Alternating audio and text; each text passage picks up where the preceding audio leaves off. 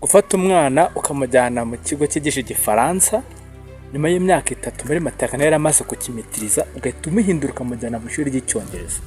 Biriya bintu nta busirimu burimo.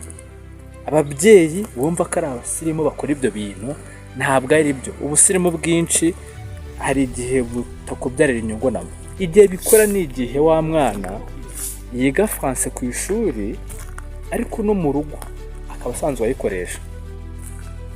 Mu rugo bayiganiraho papa na mama n'abandi bavandimwe bayikoresha mu buzima busanzwe ku ishuri akaba ariyo yigamo muri maternelle.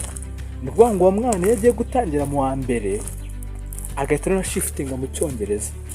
None nibwo bagiye gutangira ikintu gishyashya akakiadaptaho agahera kuri verb to be, verb to have n'ibiki byose.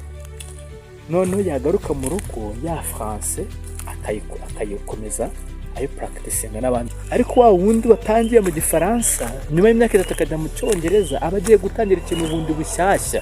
Buriya mwana rero biramurushya asubira inyuma kuko bagiye kwiga ibintu bishyashya noneho cya gifaransa yize akakibagirwa.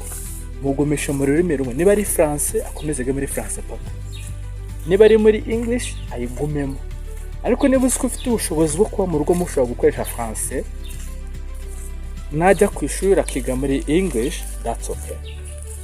Umwana azakora ari bilingue azize zombi icyarimwe pe, that's okay.